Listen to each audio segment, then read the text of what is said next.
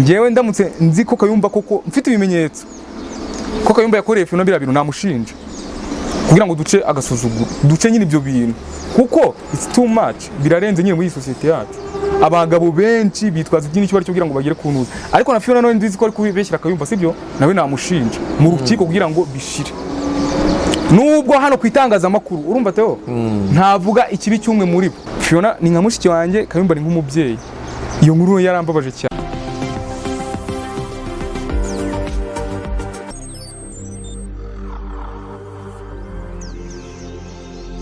Nongeye kubashimira abakunzi ba Ukwezi TV abantu mwese mudukurikiye muri hirya no hino mu bice bitandukanye by'igihugu cyangwa se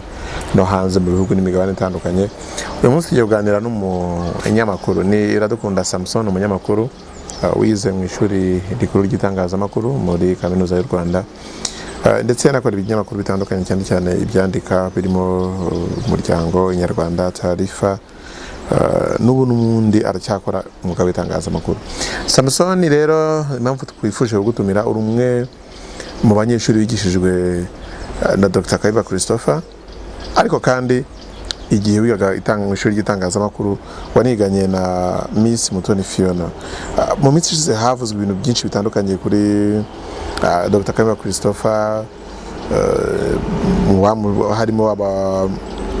Miss Mutoni Fiona mushinja yuko yashatse kumufata ku ngufu. Twifuje kuganira nk'umunyeshuri mugenzi uvuga yuko ari victim ariko kandi n'umunyeshuri w'umwarimu ushinjwa ibyo ngibyo. Mbere na mbere iyo nkuru yumva yakiriye gute? Murakoze cyane ngize icyo nongera ku byerekeye umwuga wanjye nakoze no kuri igi ubwo mvuye muri Tarifa nakoze kuri igi English version yabo n'ubwo ishami ry'icyongereza mbere yuko ntangira icyanjye cyitwa Kivu Post cyo ngitangira mu minsi nuko hanyuma rero urambaje uti nabyakiriye gute ni ibintu byambabaje cyane kubera ko nkuko wari umaze kubivuga mere kuri Fiona kwenda niwe muto nkuko nabikubwiye twariganye yigaga umwaka umwe nyuma yanjye ariko ngiye nkora graduation nakoze byo bita gususpenda no kuvuga ngo gusaba ko umwaka umwe mbese nkora igitabo nyuma y'umwaka kuvuga ngo umwaka umwe twambara nyine y'amakanzu y'abantu basoje kaminuza twabikoreye rimwe. Ikindi kandi uretse n'ibyo ngibyo byo kuba yariga inyuma yanjye hari amamodire cyangwa se amasomo twiganaga no kuvuga ngo hari ukuntu bahuza abantu mu mwaka no mu gatatu bitewe wenda na modire igezweho ugasanga hari abantu batayize mu mwaka washize noneho bakabuhuza n'abandi bitewe n'ibigezweho nyine. Ibyo abantu barabyumva by'umwaka bize mu ishuri ry'itangazamakuru twashobora kwigana amashuri gutya wenda bitewe n'isomo ryari ryo. Hanyuma rero uretse no kuba twariganye Fiona nkuko nguko twaranakoranye muri Tarifa igitangira mu ndakeka na 17 sinibuka neza. Umuyobozi wayo yaje gushaka abanyeshuri biga mu ishuri ry'itangazamakuru n'itumanaho bamwe rero bari kuri promotion yacu ni njyewe warimo njyenyine abandi byahise byanga n'abandi benshi bo kuri promotion y'aba Fiona bamwe barananirwa ariko twe turakomezanya na Fiona kora inkuru yekeragira Fiona arahansiga ngiye nkomeza muri Tarifa numva nyine hari ukuntu muzi cyane no kuba nyine wari wavuze ko ari Miss namumenye mbere na mbere yuko menya ko ari twaniga mu ishuri ry'itangazamakuru kubera icyo ngicyo yuko ari Miss waravuze hari umukobwa mu ishuri ry'itangazamakuru urikiyamariza kuba Miss nuko namumenye n'ibindi nyine bishobora gutuma abantu bigana cyase bamenyana. Hanyuma na Dr. Kayumba namumenye mu 2013 twitangira ishuri ry'itangazamakuru nk'umwarimu wanjye kuva kugeza nyine imyaka ine yose no kumumenya nyine nuko ari doctor ni umwe mu bari mu bacu batwigishaga wari active mu itangazamakuru uvuga ngo hari abandi baba batwigisha bakoze kera cyase ari nabo bafite nizo PhD cyase bafite zo mu muziki mu itangazamakuru ariko badakora uretse wenda nka Pastor Wimana Jean Pierre wabaga muri RMC witwa Paul Mbaraga uyayobora Salusi nako Kayumba ni umuntu nyine wakoraga buri munsi bamutumira mu biganiro yandika muri The East African ishami rya Rwanda Today yandikagamo ngiye opinion buri cyumweru afite n'ikinyamakuru cyitwa Chronicles nubwo cyari cyarahagaze nyuma kikaza gutangira mbese yari umuntu uri active cyane ariko ku buryo nyine ndamuzi kubaza ko nabyakiriye rero urumva Fiona nk'umuntu twiganye twanakoranye ameze nk'uko yaba ari nka mushiki wanjye sibyo ariko Kayumba none nk'umuntu umaze igihe kimwitangazamakuru by the way no muri Chronicles nayo itari yafungwa kuko mbere yuko ngira gutangira ubu ngubu hari igihe yigeze gufungwa nayikozemo gatoya mvuye kuri igihe naje nyine naha umwansanze nifuje nyine gukora muri Chronicles nk'icyo kuri cyongereza nashaka gukomeza ku umwuga wanjye kugira mpuzamahanga urumva nari nafashe umujyi w'icyongereza Chronicles national yashatse kwikoramo nkamo inkuru imwe gusa urabizi hari ukuntu bajya batangaza inkuru kuri Twitter n'uwayitangaje ntago nta zindi bapubliye cyangwa batangaza ubwo urumva ko nyine hari ukuntu dufite aho duhurira Kayumba rero nk'umuntu tuvuge nakwita umukoresha umwarimu wanjye mukuru kundusha mu mwuga twese twafataga nk'icyitegererezo nitangazamakuru na benshi nikongira ngo bamufata twamwitaga inzobere yarananyigishije niwe namufataga nk'umubyeyi niko nabyita nyine Fiona ni nka mushiki wanjye Kayumba ni nk'umubyeyi iyo nkuru yarambabaje cyane n'abandi benshi ariko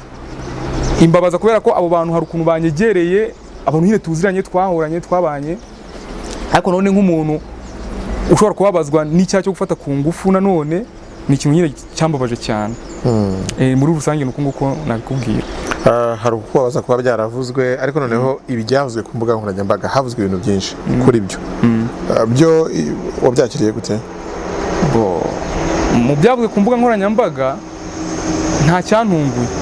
icyantunguye ni ukuntu Kayumba yavuze ngo Fiona yari amuzi nk'umukobwa ushobora gukoresha icyo ari cyo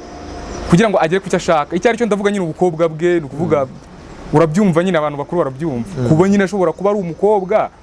akabikoresha ubyo umuntu ashobora kubikoresha nyine kubera ko kino gihugu hari ukuntu cyafashije abakobwa n'abagore urabizi nko mu myanya y'ubuyobozi hari ukuntu baha wenda 30% nk'ibintu nk'ibyo ngibyo ariko ngira ngo si ibyo ashaka kuvuga ni ukuvuga ngo kuba umukobwa ashobora gukoresha icyo ari cyo no gukoresha tubyite ruswa y'igitsina n'urugero cyangwa se akaba hari favors cyangwa se ineza yagirirwa atari uko ayikwiriye ahubwo ari uko ari umukobwa nyine kubera ko bamushaka icyo kintu icyo nicyo kintu navuga kiri mu byanunguye naho kuvuga ngo abantu byagutunguye gute impamvu cyanunguye ni ukubera ukuntu nari nzi Fiona umuzi gute nari muzi nyine nk'umukobwa witonda nabonye hari ibinyamakuru byamwanditseho ngo ni Slay yakoreshejwe ibyo tubenda turaza kubigeraho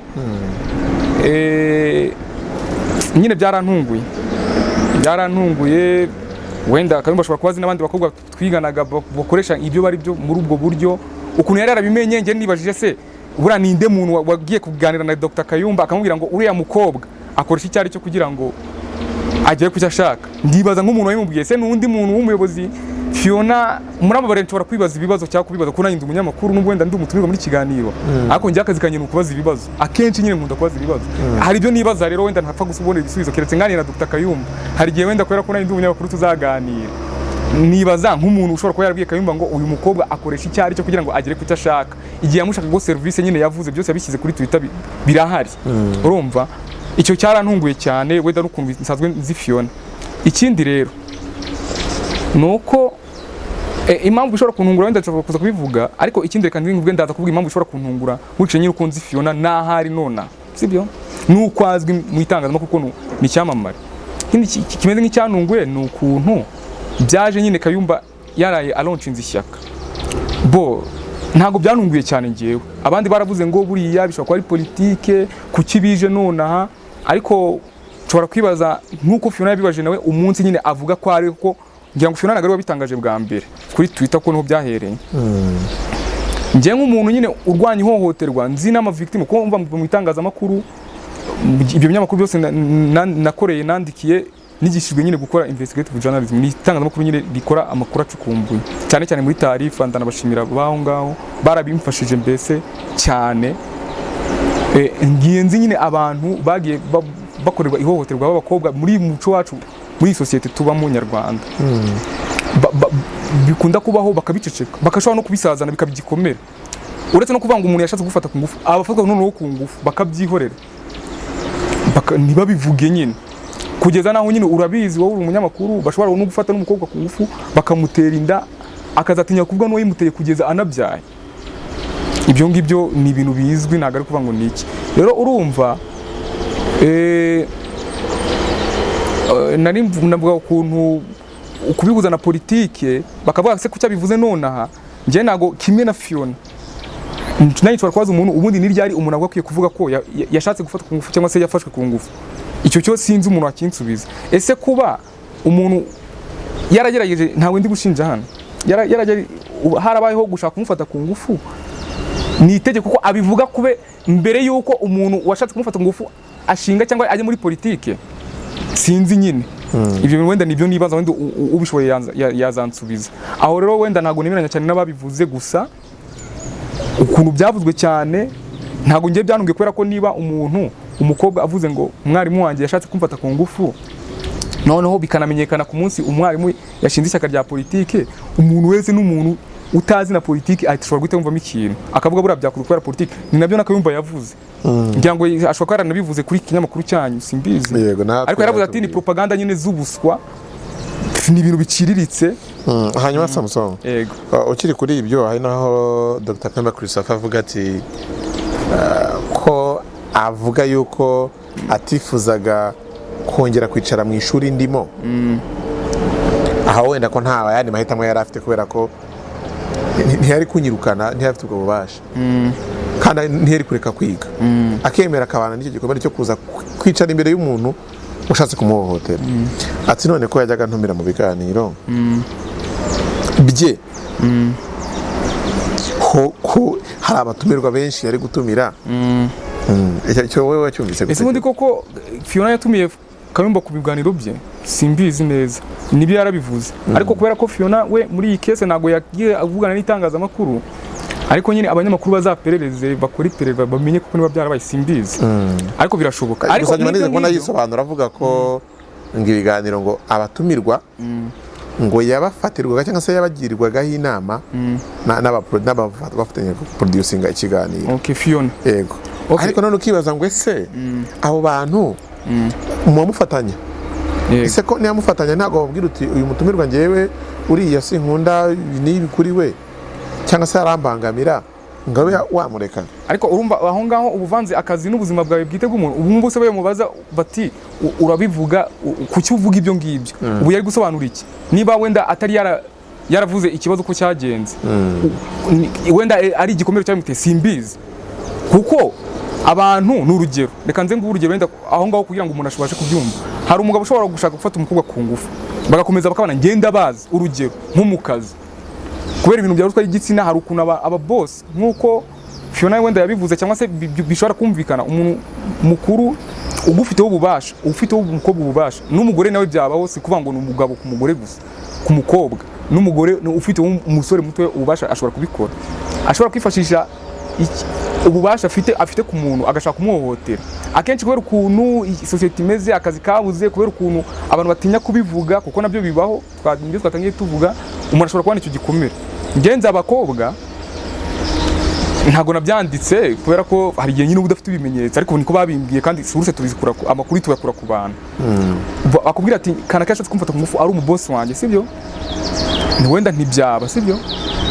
Ariko kubera ko nta yandi majyo bavuga ngo urubyiruko rwabuze akazi, noneho hari nuko kuvuga ngo umuntu yashatse gufata ku ngufu, akenshi n'ibimenyetso buriya biba bihari. Wenda umuntu agufashe ku ngufu, abaganga bashobora kuza bagapima ahabereye icya, uramutse ubivuza ako kanya bakabibona. Ariko umuntu washatse gufata ku ngufu, wenda tuvuge arakugundiriye, uratabaje, wenda n'urugero aratinya, aragiye, bose ni ikihe kimenyetso cyagaragara? Akenshi niyo mpamvu bakunda kubihisha. Noneho icyo nashaka kuvuga nuko umukobwa washatse gufata ku ngufu nk'uko nguko ashobora kubana nabyo, kubera ko akenshi nta n'ikimenyetso bafite. Ariko tugarutse kuri case ya Fiona gatoya, wenda bari kubigeraho. Fiona yavuze ko yabiganirije umuyobozi w'ishuri ry'itangazamakuru, naye ndamuzi, yitwaga Joseph Njuguna, wo muri afite ubwene bwa Kenya, ngira ngo ntakiba mu Rwanda, ngira ngo warabibonye, sibyo?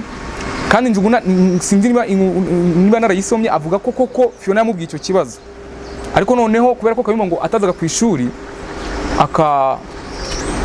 akamwihorera nyine, kuko nta kundi kuntu yari kubibwira Kayumba. Noneho ikindi nuko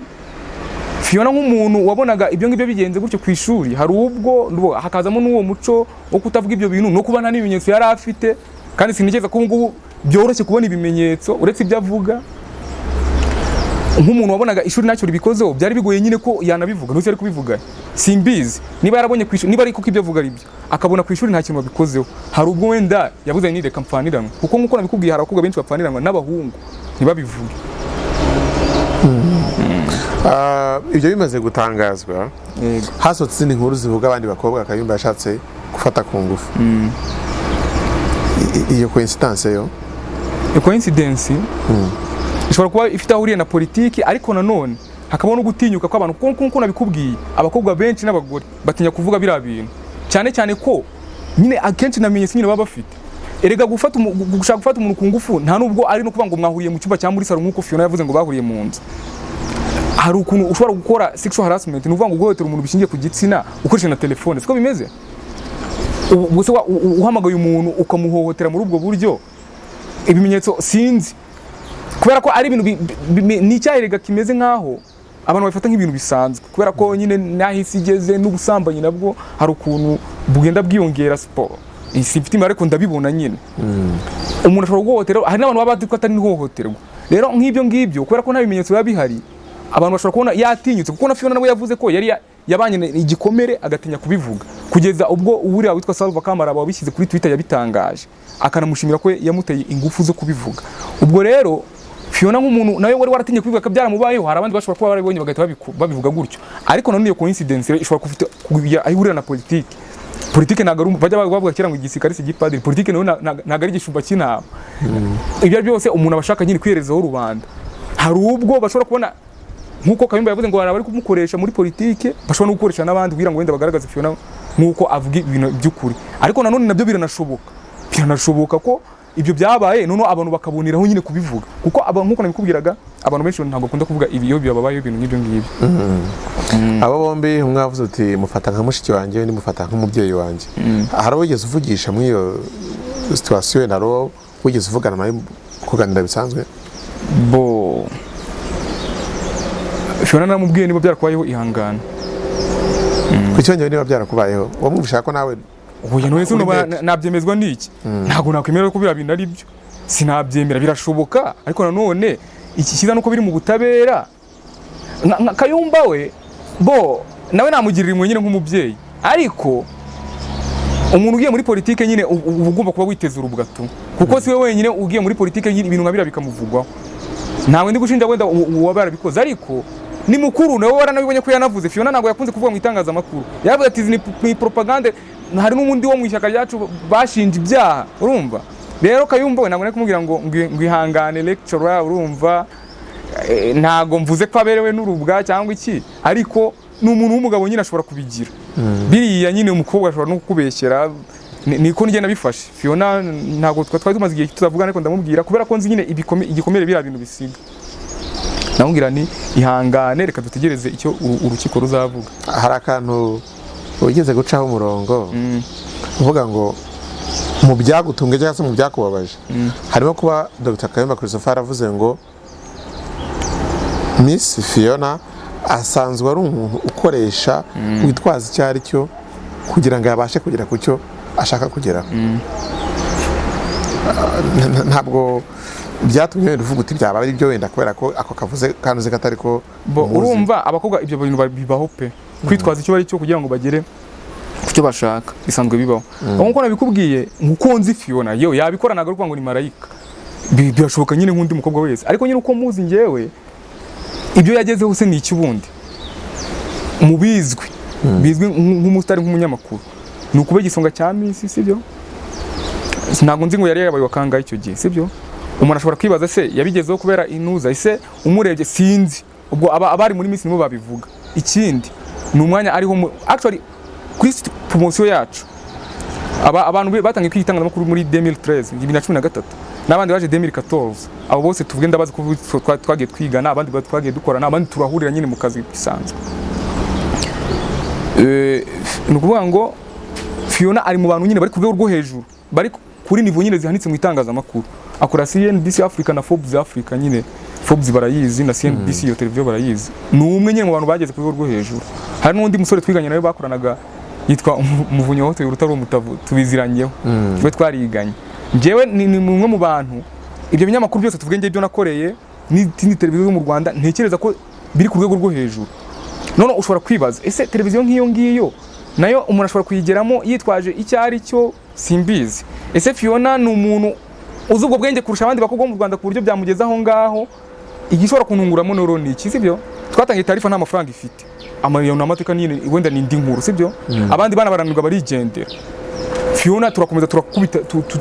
turahangana nyine kubera ko twatuzi icyo dushaka niba rero umuntu ushobora kuvuga ati reka nze ngo mu kinyamakuru kidafite amafaranga bitewe n'icyo ashaka sinzi wenda kubera ko wenda nago ashobora ko ataravukiye mu Rwanda ntago yazi ikinyarwanda neza bishobora kuba yari comfortable wenda gukora muri tarifa y'icyongereza ariko ngiye kubera ko ngine nimaze iminsi nkora mu itangazamakuru nzi nyine imvune zibamo kugira ngo umenye aho ugira ahantu ugera abandi bose bakoranaga harimo n'abandi bakobwa nabo beza bariyizi nyine cyasa abo twatanganye tarifa barabizi bose ngira ngo nta numwe wamaze mu kwezi n'abahungu byarabananiye twasigayemo njyewe n'undi muhungu umwe yitwaga Eli na Fiona mu bari bavuye mu ishuri ry'itangazamakuru n'akandi kana kigaga mu wa mbere bo yabaye umugabo nawe araza amaramo igihe gitoya arangije ariko nyine ntago byari byoroshye rero nk'umuntu washobora kurwana nyine akaguma aho ngaho agakorera ikinyamakuru kidafite amafaranga s'il te plaît Tarifa tuyitangirana amafaranga yari ifite amafaranga yaje nyuma akakomeza akazamuka akabageze muri CNBC ntago nimbisha ukuntu wavuga ngo ashobora ko sinzi niba yarageze aho ngaho kubera icyo yari ari cyo ibyo ari byose ngewe muzi nyine nk'umurwanyi ushobora kurwana akagera ku cyo ashaka ariko akoresha ubwenge bwe kubera ko bazarebe nyine iyo televiziyo barebe inkuru ntabwo nasoma inkuru ariko kuri televiziyo yamubona barebe se n'umukobwa ushobora kuba afite ubwenge ku buryo byamugeza hariya cyangwa se wenda abantu nyine bashobora kujajinga ariko nanone wenda mu rubanza Kayumba ashobora kuzatanga sindi niba ruzaba ibimenyetso bigaragaza ukuntu Fiona yari umuntu ushobora kuba yagira kuko iyo ngiyo imeze nkaho bo nacyo n'ikindi kirego mu bindi tu cyase nko gusebanya ikintu iyi case nuko Fiona we ntabwo yavuze ibintu byinshi Kayumba nyine we yaravuze cyane n'abanyamakuru bamuhaye ma interview rero gusa nyine nuko nabikubwira ntago Fiona ari umuntu umeze utyo hari abamwise Slay Queen hari nabyo abandi banyamakuru bambaje kuri iki kibazo urumva Kayumba nako Fiona afite umukunzi nyine tuzi atankuzi sibyo aba Slay Queen nyine ubuzima bwabo mu mabaraza kuri za Instagram n'ahandi bantu baba ubareba ukuntu baba bameze ntago ari abantu nyine bagira ubuzima bwabo privé kuko akenshi nyine babicuruza ni nk'ibyo nyine Kayumba yavuze byo gukoresha icyo bari cyo kugira ngo bagere ku cyo bashaka yaba ari umuntu washakaga tuvuge nk'amahiti cyangwa se nk'uko abandi Slay Queen bameze ntago baba barahishe ibintu by'urukundo rwo ngo bigeze ubu ngubu bose imbizi n'ubuzima bahisemo ariko iyo nayo nindi quality ntekereza ishobora kutamugaragaza nyine nk'uko Kayumba gutya yamuvuze gusa nyine ntago ndi kumushinjura sindi umucamanza ariko nje nk'umuntu umuzi gutya nyine nago nakwemeranya na Kayumba icyo kintu hanyuma reka turebe ku ngaruka haba mu itangazamakuru kuko numva ibintu byavuzwe muri School of Journalism bivugwa bisanzwe bijya bivuga yuko mu itangazamakuru aramwe mu hantu haba ruswa ishingiye ku gitsina bifite ingaruka zihe biriya bintu byavuzwe bo ingaruka nuko izishobora kuzangisha abana bakiri batoya nk'abana b'abakobwa itangazamakuru urabivuze uvuze ko mu itangazamakuru biba no mu zindi business mu buzima busanzwe ariko ubwo umuntu wenda tuvuga uzareba kino kiganiro cyangwa uzabibona gutya ashobora kuzabifata gutya ariko harabari mu n'ubundi basanzwe bakora ibintu nka biriya no muri za secondaire byabagamo ngewe nigeze kwa umwarimu nigisha amashuri yisumbuye bya bintu by'uko umwarimu ashobora kwifashisha ububasha afite ku munyeshuri kugira ngo amukoro biriya bintu bo n'umukobwa ushobora gukoresha icyari cyo kugira ngo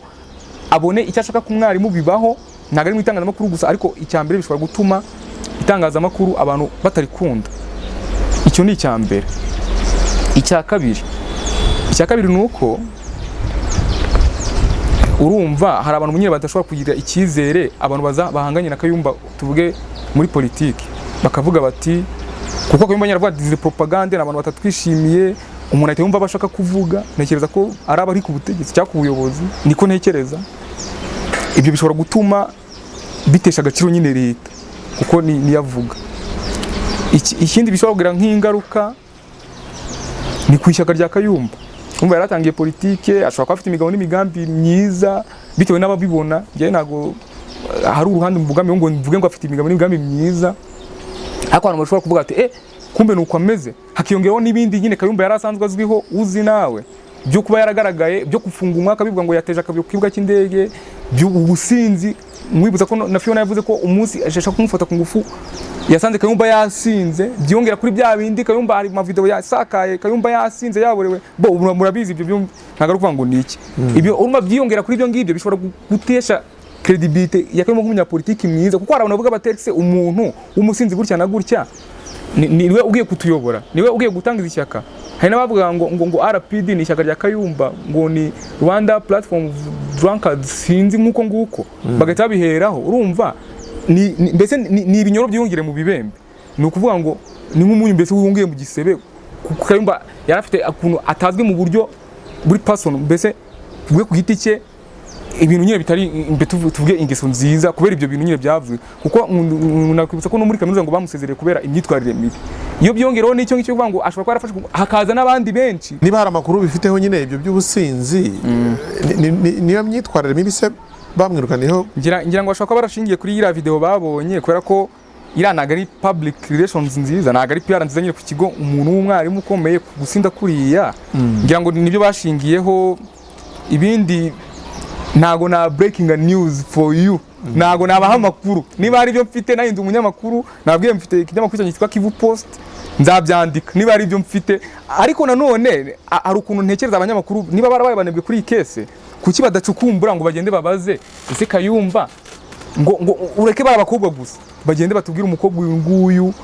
bibaze se Kayumba koko ku munsi nk'uwo Fiona avugaho ni umuntu ku masaha nkayo yavuze washobora kuba yasinze, byo birashoboka kubera ukuntu twamubonye. Ese ni umuntu washobora kuba yatumye umukobwa iwe mu rugo, ese nta urwo rugo nta wundi mugore wari ururimo simbizi. Ese ni umuntu bishoboka nk'ibi byose bashobora kubyibaza bagaperereza bakabimenya. Ikindi kandi hari ubwo abanyamakuru bura bazabitubwira tu, abantu bakora inkuru zicukuye bazabitubwira. Kayumba nyine baramuzi, ni umuntu wamwitangazamakuru w'inshuti y'abanyamakuru. Ariko hari ikosa rimwe twakoze, twakwaje ko wari uzi Fiona, twakwaje ko wari uzi na Kayumba. Uko nari nzi Kayumba rero mu ishuri nyine nari muzi nk'umu gentleman, umugabo mwiza w'umuhanga, ntago bira bintu nari mbimuziho pe, ntago nari mbimuziho. Ibyo nakubwiye ndamutse mbimuziho sibyo, ntago nabibabwira nona. Iyo nkuru ngomba kuyikora, ntago nayituma ari mwebwe muyitanga mbere, nayishyira ku kinyamakuru cyanjye. Kandi ni inkuru ikomeza, niko ntekereza hazaza na kese n'urubanza niba ruzaba simbizi tuzabimenya. Gusa nyine ku ishuri yari umuntu mwiza, uretse nyine ibyo byamuvuzweho byagaragaye nyine bikagaragarira rubanda twese, ariko ubundi ntago yari umuntu washinja ibyo bintu. Ntago wari umuntu washinja ibintu. Ngiye sindi umukobwa ngo wenda nanjye hari ibyo byari bishingiye kuri ibyo ngibyo, ariko nyine urumva hari abantu yahuriraga n'abanyeshuri muri ubwo bushakashatsi bwe, babaga burimo abanyeshuri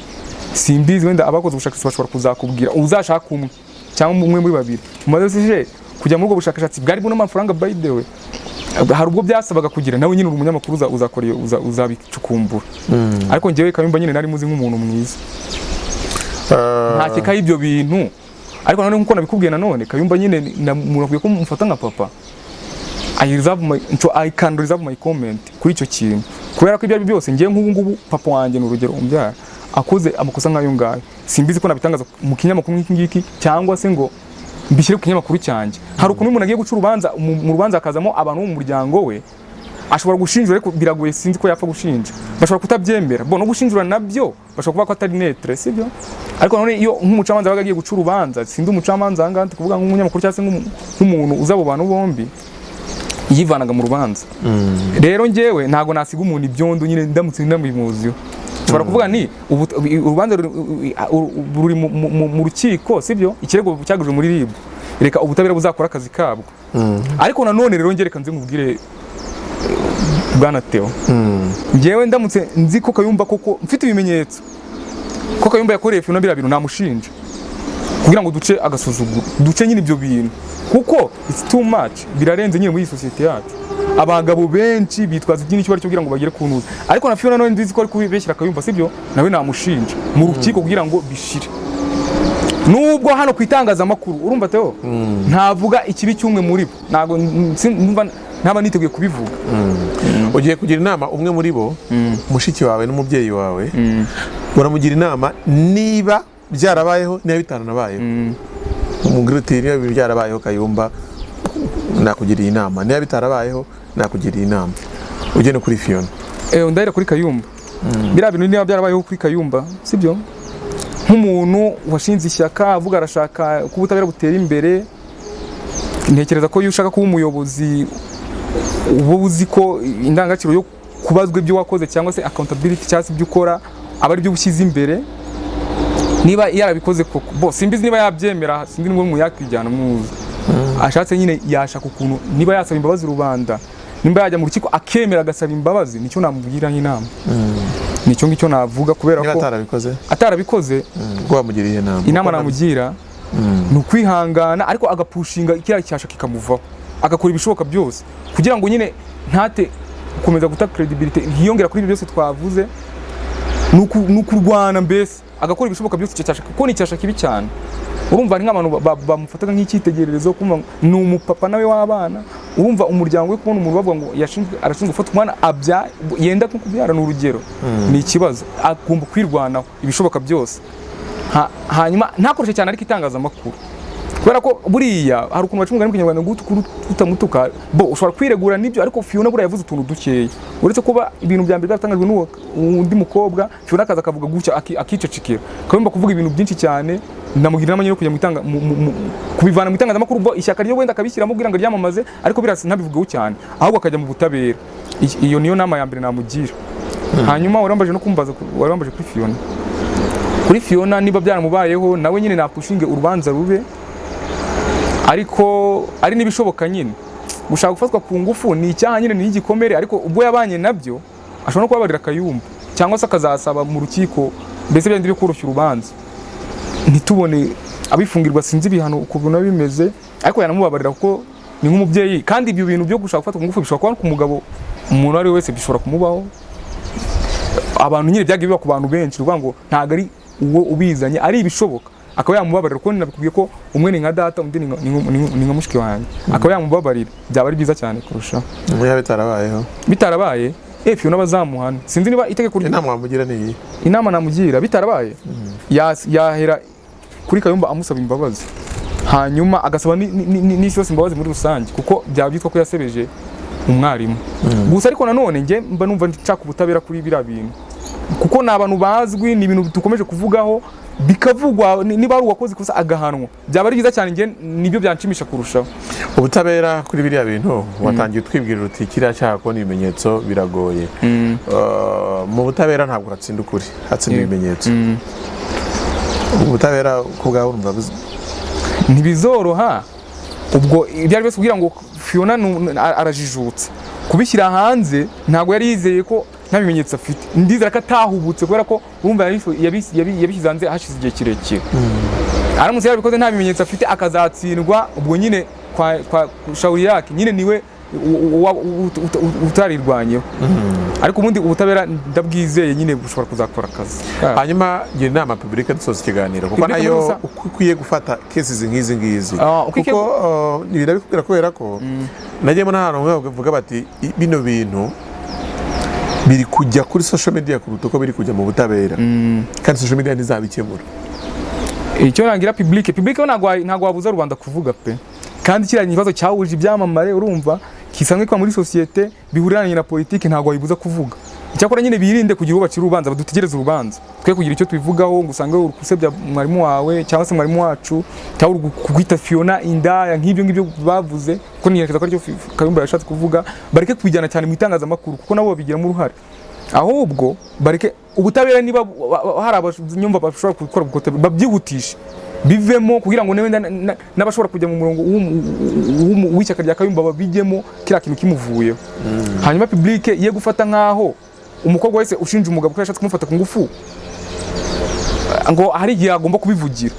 Bareke niba ari umukobwa ashobora no kubivuga nyuma y'imyaka 10.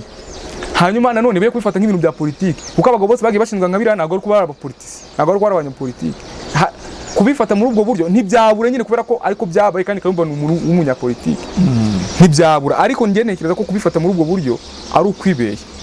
Bareke ubutabera buzabitwereka, ariko kubifata muri ubwo buryo nicyo navuga. Ni Samson Iradukunda rero, ni umunyamakuru wize itangazamakuru akigana na Miss Mutoni Fiona, ndetse akigishwa na Dr. Kayumba Christopher. Yatuhaga ubusesenguzi bwe, uko yabyakiriye, uko abazi n'ibindi nk'ibyo ngibyo. Ndagira ngo ngushimire ku mwanya wawe wafashe kugira ngo utuganirize, ariko kandi nshimire na buri wese wafashe umwanya kugira ngo arebe iki kiganiro. Navuga ngo ibiganiro bya Ukwezi TV byo nakagaruka naho ubutaha. Murakoze cyane. Mbere ko ariko nabwira abantu ko ndatanga ikinyamakuru cyanjye yitwa Kivu Post, ushobora kujya kuri Facebook ukayibona no kuri YouTube. Kivu Post izagikora gute Samson? Ni ubuzima busanzwe cyane cyane, ni umurongo nge nari mfite kuva ntangiye ishuri y'itangazamakuru, mbere yuko narijyamo, wo gutanga umuganda mu kubaka igihugu binyuze mu kumenyekanisha umuco wacyo. Byatangiye yitwa umukurambere, ariko ndangiye ndabwareka nze mbigire izina ry'icyongereza kugira ngo n'abantu babyisangemo. Tuzaba twibanda cyane ku muco nyarwanda, ariko n'imibereho